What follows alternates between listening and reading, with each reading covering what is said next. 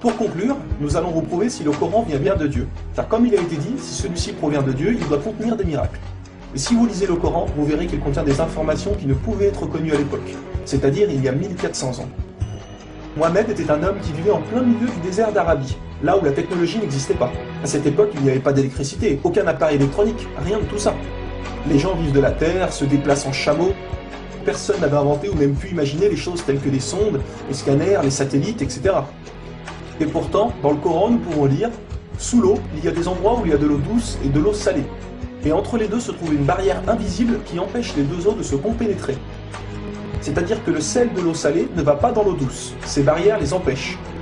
Les océanologues comme Jacques-Yves Cousteau ont découvert cela récemment grâce aux sous-marins où ils ont pu faire des prélèvements d'eau, etc. Qui, il y a 1400 ans, en plein milieu du désert, pouvait savoir qu'il y a des barrières invisibles dans l'océan? Il est écrit dans le Coran que l'univers est en expansion continuelle, c'est-à-dire que celui-ci ne cesse de grandir. Les étoiles s'éloignent les unes des autres constamment. C'est en 1920, grâce aux appareils très perfectionnés, tels que les télescopes puissants, que nous avons pu savoir que l'univers était en expansion continuelle. Qui, il y a 1400 ans, pouvait connaître cette information? Nous savons aujourd'hui que les montagnes sont comme des piliers et possèdent des racines.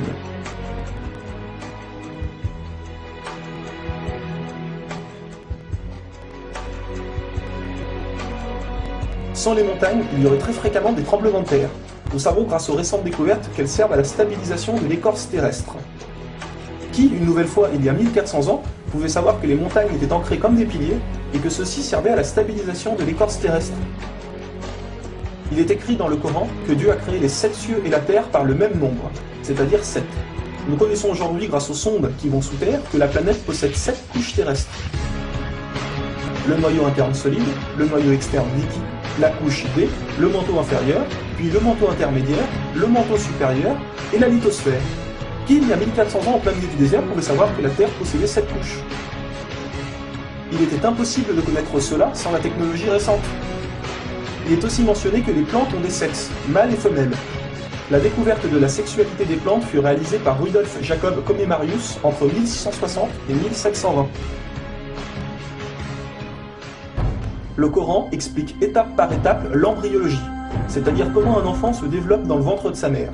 Le professeur Ketmour, qui a reçu le prix Nobel au Canada de l'embryologie, a confirmé que cela se passait exactement comme indiqué dans le Coran, et a affirmé que ces faits ne pouvaient être connus il y a 1400 ans, et que par conséquent, ces informations avaient été révélées à Mohamed par Dieu. Un exemple, le Coran explique qu'à un moment, le fœtus a la forme d'une sangsue dans le ventre de sa mère.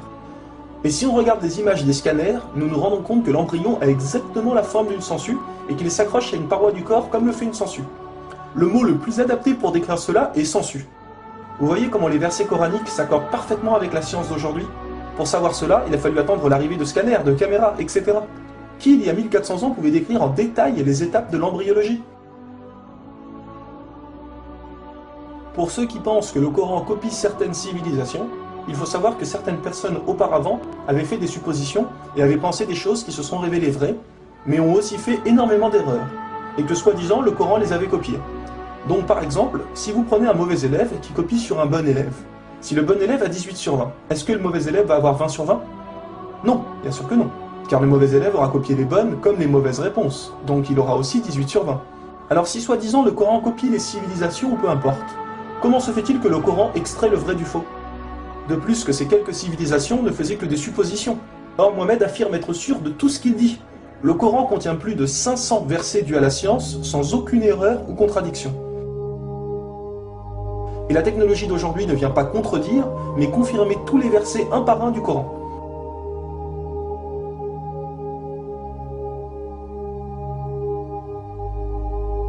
Il est écrit dans le Coran que les fourmis parlent. Nous l'avons confirmé en 2009 grâce aux appareils auditifs puissants. Un homme ne peut entendre ces bruits à l'oreille nue comme ça. Nous savons aujourd'hui que dans la plupart des pays, il est interdit d'avorter au bout de 3 à 4 mois. Car après 4 mois, la science explique que le bébé commence à vivre, et que cela donc est considéré comme un crime. En islam, il est dit que Dieu insuffle l'âme dans le corps du bébé au bout de 120 jours, donc 4 mois. Comme par hasard au même moment que quand la science démontre que c'est à cette période que la vie du fœtus commence. Pour savoir que la vie du bébé commence à 4 mois, il a fallu attendre une nouvelle fois l'arrivée de scanners, IRM, caméras miniatures, etc. Qui, il y a 1400 ans, pouvait savoir que le bébé commençait à vivre au bout de 4 mois? Nous savons qu'au début du monde, il y avait seulement une nébuleuse primaire, compactée en une seule masse et qui a explosé, ce que nous appelons aujourd'hui le Big Bang. Le déroulement du Big Bang est pourtant écrit dans le Coran. Le Big Bang a été découvert au XXe siècle, alors que le Coran a été écrit au 7e siècle. Le Coran affirme que ce sont les abeilles femelles qui ramassent le pollen des fleurs. Pourquoi le Coran ne parle que des femelles et non des mâles? Eh bien la science a découvert récemment qu'effectivement les femelles possédaient des organes que les mâles n'ont pas, et ceux-ci ne peuvent pas collecter le pollen des plantes. Encore et toujours, qui pouvait savoir il y a 1400 ans que les mâles n'ont pas les organes nécessaires pour le prélèvement du pollen? Il y a longtemps, les gens pensaient que la Terre était plate. Ce n'est qu'en 1577 que Francis Drake fait le tour de la planète et prouve que celle-ci est ronde. Le Coran, environ 1000 ans plus tôt, affirme que la Terre est ronde, mais ne s'arrête pas à ça. Pour donner un exemple, il est dit que la Terre ressemble à un œuf, mais pas n'importe quel œuf, celui d'une autruche. Et si vous regardez un œuf d'autruche, vous verrez qu'il n'est pas tout à fait rond, mais qu'il est aplati en haut et en bas. Celui-ci est de forme géosphérique. Et nous savons aujourd'hui que la Terre non plus n'est pas tout à fait ronde, mais qu'elle est aplatie au niveau des pôles. Et donc qu'elle est également de forme géosphérique. Qui, il y a 1400 ans, pouvait savoir que la planète Terre était géosphérique? Il a fallu attendre les satellites pour sortir de la Terre pour se rendre compte de cela. Soyons honnêtes, qui, il y a plus d'un millénaire, pouvait faire toutes ces affirmations sans aucune technologie? Rendez-vous compte, à cette époque-là?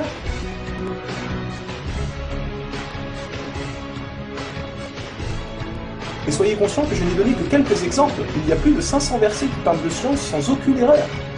Le Coran parle d'astronomie, de biologie, de physique, de géologie, etc. Ça ne s'arrête pas là. Le Coran ne comprend pas seulement des miracles scientifiques, mais des miracles linguistiques ou numériques. Par exemple, le mot terre apparaît 13 fois dans le Coran, et le mot mer apparaît 32 fois. Additionnez 13 plus 32, cela vous donne 45. Si l'on met cela en pourcentage, 32 fois le mot mer sur 45 donne 71%. Et c'est exactement le pourcentage que la mer recouvre sur la surface de la Terre. La mer recouvre 71% de la surface de la planète. Et 13 sur 45 donne 29%. Et c'est exactement le pourcentage que représente la Terre sur la surface de la planète. Croyez-vous vraiment que cela vient du hasard? Le mot paradis apparaît 77 fois. Et devinez quoi? Le mot enfer apparaît aussi 77 fois. Le mot foi apparaît 25 fois. Le mot mécréance apparaît 25 fois. Le mot dunya, qui signifie le monde d'ici-bas, apparaît 115 fois. Akira, qui signifie le monde de l'au-delà, apparaît 115 fois. Le mot ange, 88 fois. Le mot diable, 88 fois. Les hommes, 23 fois. Les femmes, 23 fois. La vie, 145 fois. La mort, 145 fois. Bonne œuvre, 167 fois. Les péchés, 167 fois. Les 7 cieux apparaissent 7 fois. Et il y a encore plein et plein d'autres exemples.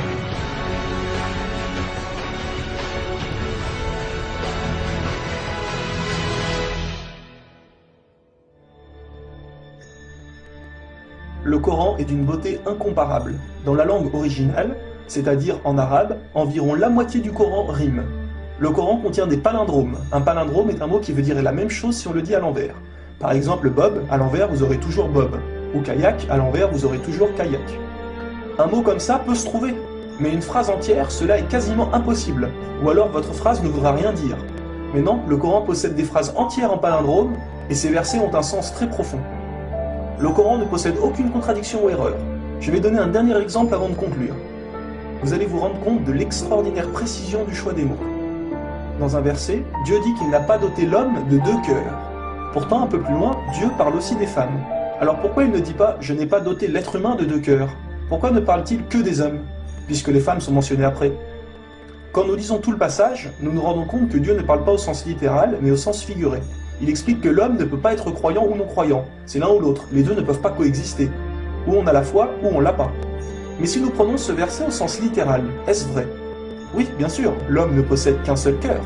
Mais pour les femmes, elles peuvent être enceintes, n'est-ce pas? Et quand elles sont enceintes, combien de cœurs possèdent-elles? Vous vous rendez compte de ça? Si Dieu avait mis l'être humain au lieu du mot homme, un petit malin aurait pu dire « Hé, il y a une contradiction. Si on prend cette phrase au sens littéral, la femme peut avoir 2 cœurs quand elle est enceinte. » Mais non, même au sens littéral, cette critique est impossible. Que ce soit au sens littéral ou figuré, le Coran est inattaquable. Rendez-vous compte de la précision des mots. Il y a encore plein d'autres choses, mais cela prendrait énormément de temps de tout mentionner. Si cela vous intéresse, il existe de nombreuses conférences réalisées par des savants qui ont été filmées et qu'on peut trouver sur internet, telles que la parole divine de Nouman Ali Khan. Vous avez bien la preuve que le Coran ne peut que venir de Dieu et non d'un être humain. Comment se fait-il que la technologie d'aujourd'hui, la plus développée qui soit, ne puisse créer un seul animal ou plante? Ce que Dieu a créé, nous sommes incapables de le réaliser. Tout ce que nous construisons ne sont rien en réalité face à la nature.